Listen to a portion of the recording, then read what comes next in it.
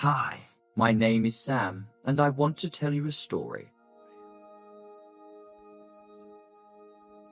The holidays always brought out the worst in people. In the previous shift, some festive do-gooder had put seasonal bunting on each of the desks. His crumpled orange and black bunting was round filed before he sat down. Jackson wasn't the only officer offended by the reminder that the precinct was open 24/7. Holidays included, the station was subdued, almost gloomy. Something had shifted in the last few months, an unspoken tension that lingered beneath the surface. Internal affairs was still sniffing around. Several officers, usually the ones with rugrats, weaseled out of Thanksgiving by taking comp days. Lieutenant Kuryakin had been a sucker, especially if a few bills got stuck in the holiday request forms. Their leave was still honored even with Lieutenant Kuryakin on unpaid leave pending inquiry. Jackson didn't blame him. Nobody deserves the pain he went through with his ex-wife. Jackson hoped the lieutenant was enjoying the holiday, despite the insurance fraud. Unpaid leave was never a good sign, even in this corner of Atlanta. Jackson had no kids, no henpecking, no ill relatives mooching on him. Even though he got leaned on to pick up extra shifts, he felt like he skipped a bullet. Still, he, like most of the other officers, would rather be home on the holiday. The orange and black decor had already been marred by drunks. People do odd things around this time of year. Too much pressure dealing with relatives. He missed the camaraderie. Jackson's reputation as the officer who thwarted a robbery with only his radio was both a source of pride and of friendly teasing among his colleagues. But today, with the lingering tension haunting Station 3, eyes were down. No one teased him. The coffee machine remained untouched. The sickly sour stench meant it was left by the night shift. On his way out, he skipped his usual morning thermos, as much a minor concession to his irritable bowel syndrome as to pure laziness. He didn't want to make a new pot. Jackson would rather get moving. The weight of recent events pressed upon him, and the absence of the morning caffeine left him slightly of kilter. Holidays were often like this. The duty officer noted the car's mileage against Jackson's trip sheet, copied the number, and waved him through the barrier. Frost blazed the pumpkins on local porches, sentinels indifferent to Jackson's darkening mood, with a headache pulsing like a forgotten drumbeat. Jackson sneered at the ramshackle decorations. Some were left over from Halloween. Many were smashed or rotten. He had no motivation to work today, so he put a few miles on his cruiser circling the zoo. A local coffee shop beckoned, its inviting aroma wafting now heated through the car's vents. His finger twitched enough to trigger the turn signal. But the call of temptation whispered a different direction, leading him away from caffeine comfort and toward the familiar streets around Mechanicsville. The neighborhood was dull, almost cheerless. A waft of barbecue hit him from the local rib shop. They had one of those fake smoker kits set on the corner, just burning enough mesquite to flavor the air. It was nice, made him hungry. Any other year, he'd skip breakfast intentionally, saving room for Thanksgiving dinner. This year, he didn't feel like eating when he got up. His dinner was a BLT. It was the best he could manage from the scraps in his fridge. He looked at his soggy BLT with little enthusiasm. It was turkey bacon, so. On message, 6 months ago, he'd bust up a trap house a block north of Jenny's house. The lot should be vacant, but he noticed a new board nailed over a broken window. Wispy, threadbare curtains and fly-marked windows showed a lack of care typical of such places. He parked his cruiser and looked through the window. He could shove his fingers through the rotten cracks on the windowsills. The place seemed empty. The house smelled of cat piss and rotten eggs. Likely someone cooking meth, in escalation for the trap house. Usually, local junkies would come here for a fix, but one way or another, he thought gravely, they rarely left on their feet. Why Jenny chose this neighborhood, he couldn't fathom. There were better neighborhoods around her school.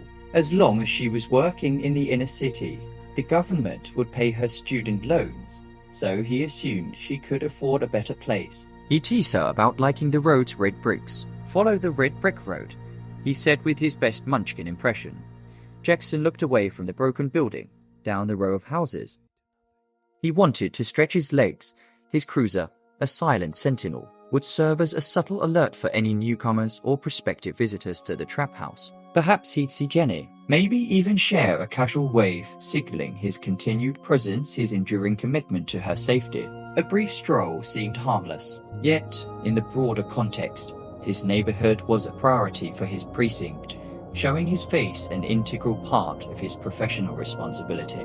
Jackson's footsteps echoed in the muted morning, the rhythmic tapping of his polished boots accompanying his journey. His headache persisted, his gaze fixed on Jenny's house. Driving past it had become a part of his end-of-shift routine, a frequent detour to keep his mileage up. Otherwise, his sergeant would start asking questions. Jenny's absence from work and sporadic evenings away from home had fueled a curiosity that Jackson couldn't shake. She had a new beau, he was sure of it. Regardless, watching Jenny's house was an innocent rebellion against routine, an act of resistance against work's tedium. Others had done worse. It was just an indulgence, prodded by still raw emotions. He could be here. He had an obligation to keep the peace. True. He had hoped she'd realize she made a mistake leaving him, though was it a mistake? He was an ass to her. A tall, well-dressed man appeared outside Jenny's house, carrying flowers and a sizable box. Jackson's boots made a grinding noise on the sidewalk. The stranger's confident demeanor and the warmth of his smile cut through the chilly morning air. The contrast between his poised figure and Jackson's obscured vantage prickled the officer's feeling of intrusion. He really shouldn't be spying on his ex. It was fine. Other officers had done much worse. This The was a big tough man is neighborhood. suddenly only Jenny about a greeted meter the man away at from her me. door with a hug. He is now standing Gesture that squarely in stirred front of the Jackson like a door, sudden barring snap. the way. His jaw tightened Still, as he with those strained to catch intimidating snippets of arms their crossed across conversation. his The man's chest, laughter, he a is sound grinning of at ease me, and but familiarity, in an mingled eerily with smug Jenny's sort voice. of way. They vanished into the house. At his full fugitive height, like a He stern looks officer, well over 2 meters reminded tall. Jackson of his He responsibilities must have guessed my elsewhere. intention. The Drudd House, I the cannot official retreat, reason though. for his presence. I just know There that would be a could fatal the mistake. temptation, This the is it. magnetic force fueled It is by now jealousy or never, and my unresolved only emotions. chance. Held him in I have place. got to be brave. He knew he should leave. I tell myself but I can an do it if I irresistible really pull try. kept him facing her house. Words A from my voyeur, mom the and inch closer to long-gone Jenny's childhood property, suddenly not ring out exactly from navigating nowhere. the shadows like a thief. Never at be night. afraid of anyone, Cautiously, babe. Jackson was You a can cop do with anything reason if you he really could be want to, there. you know. It was a normal day.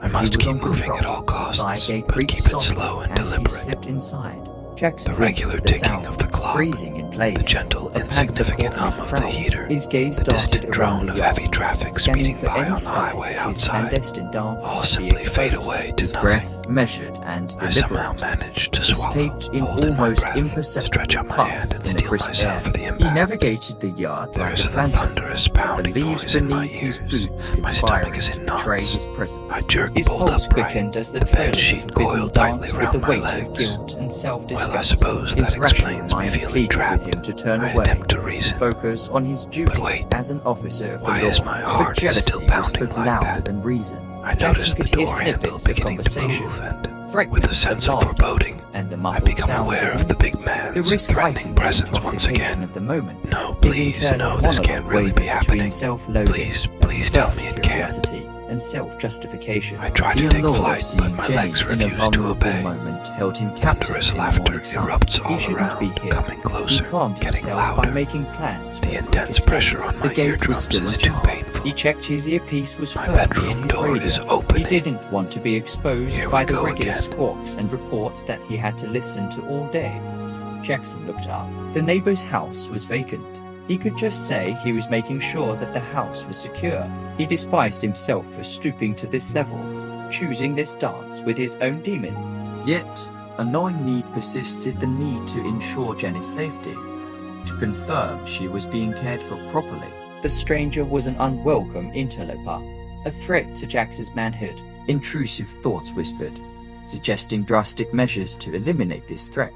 The consequences loomed a crime of passion, a descent into a green-tinged abyss. Rationalizing, he toyed with how he would convince a jury that he had heard screams, that his actions were a misguided attempt to protect. His fingers traced the strap of his revolver, the only true power he possessed. But deep down, he knew such actions were irrational, a perilous journey into the realm of irreversible consequences. Other officers had fallen to such spirals.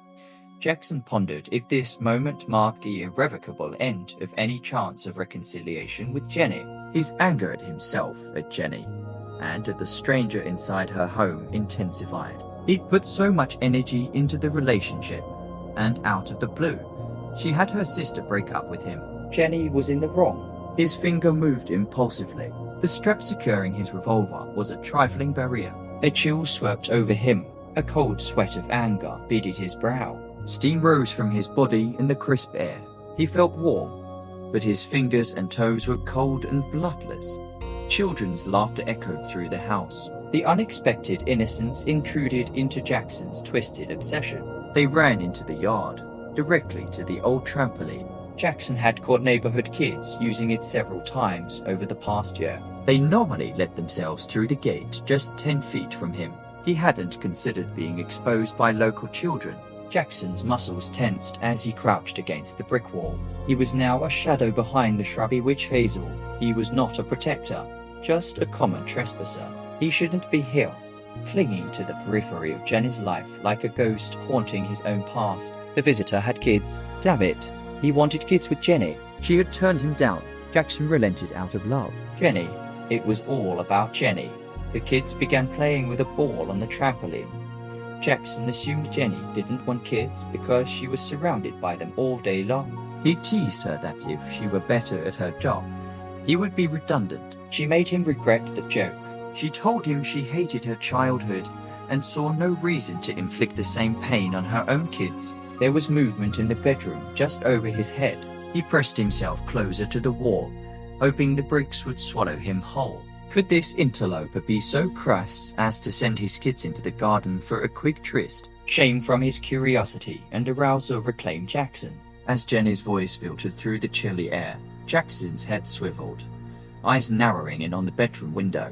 His earpiece dangled from his fingers, momentarily forgotten. The laughter of children playing heightened his awareness of his intrusion. Jenny's sweet voice easily carried through the single-pane glass. A twisted excitement surfaced. He could hear the person Jenny had dumped him for only 2 months prior. The abyss of temptation, once a distant threat, now yawned wide open, ready to consume him whole. Jackson gritted his teeth and fingered that tiny piece of leather, the one piece of animal hide standing between life and death. The smells of turkey, fresh cornbread, and collard greens wafted through the air, blending with the bittersweet scent of his sweat. He could smell his own blend of fear and anger and lust and guilt. Someone had put on a fresh pot of coffee. Jackson's guts twinged. He felt pressure, low grumbling. He may need to relieve himself. Pins and needles were creeping up his legs. Jackson strained to eavesdrop on the conversation. The stranger's voice was taut, sad. Tell me, I'll find out soon enough anyway. Jenny spoke, not as a lover, but as if channeling a doctor trying to navigate the treacherous waters of medical jargon with emotional detachment. Pancreatic cancer is one of the most dangerous types. It's fast-moving. No method of early detection. You caught it late. Her words, though measured, carried the gravity of a death sentence. The stranger responded with composure, though his voice cracked. So that's it. It's over. Their exchange painted a picture of resilience in the face of impending tragedy, a resilience that Jackson, hidden in the shadows, struggled to comprehend. The interloper was deathly ill, having only months at best to live. Jackson slid through an odd mix of relief and danger. Could Jenny want to ease her new boyfriend's mind, give him hope and care in his last days? Had she agreed to become a parent to the kids? Had she traded Jackson for this burden? His arousal was unbidden, uncomfortable, shameful, and inappropriate. A knock on the door interrupted the solemn conversation. The voice that followed sent a shiver down Jackson's spine. It was Jenny's sister, Beth. He recognized her voice from the few awkward calls those calls. Beth entered with a softness in her voice, a gentle authority that Jackson hadn't expected. Beth's chiding, a blend of sisterly affection and stern admonishment, pierced the air. This is a family holiday. Don't get too familiar. Then she said, making a move on my sister. Naughty. Jenny's composure wavered as Beth spoke. I've got the coffee started. When I said put the turkey in, what's wrong? Bates' voice was full of concern. There was silence for a few heartbeats. "You can tell me." With each muffled sob, Jackson's shoulders twitched. Bates' husband said, "We're here for you, Jen." You don't have to face this alone. He paused for some time. The bed squeaked. "She's got pancreatic cancer." The carefully constructed walls Jenny had built around her diagnosis crumbled. Jenny, through sobs, said she wanted to fade away quietly, involving as few people as possible. Not Jackson, not her MOM, not even Bates. The sobs that echoed through the room were a symphony of despair, a heartbreaking melody. Bates suggested moving in with Jenny, a promise to be a pillar of support. Her husband suggested it would be better for Jenny to move into their guest room. The couple went back and forth for a few minutes, accentuated by Jenny's sobs. The gravity of the moment, the tragedy and the unity of family, blurred the lines of Jackson's resentment and jealousy. Jackson grappled with the revelation. The woman he once loved, now facing a battle against time, choosing to weather the burden alone. His heart ached with genuine pain, a new sensation for the young man. He yearned to intervene, to be a presence in the fading days of Jenny's life. Jackson crouched, his legs numb, stiff. He was frozen between the looming walls of moral ambiguity. The symphony of Jenny's sobs, Bates' reassuring words, and the man's calm resolve all had Jackson's head spinning. Subtle details registered with Jackson. That time, Jenny went shopping for wigs. Jackson made a casual joke about his preference for redheads, and how it would suit Jenny's new pallor. He thought it was to spice things up. Her aversion to intimacy, claiming illness, and the insurance forms. So many forms, Jackson could hit himself. He was on track to become a detective, and he missed so many signs, all the awkward questions about insurance coverage for common law spouses, hints about getting married. She was so persistent, he thought she planned to kill him for the insurance money. The kids played their games. One had moved into the yard and was throwing a basketball at the other, who alternately caught or dodged the ball. He was trapped. Had she just told him? Well, he couldn't honestly tell if he'd run off at the time. Now, his heart thumped hard. He felt faint. "You can't do this on your own.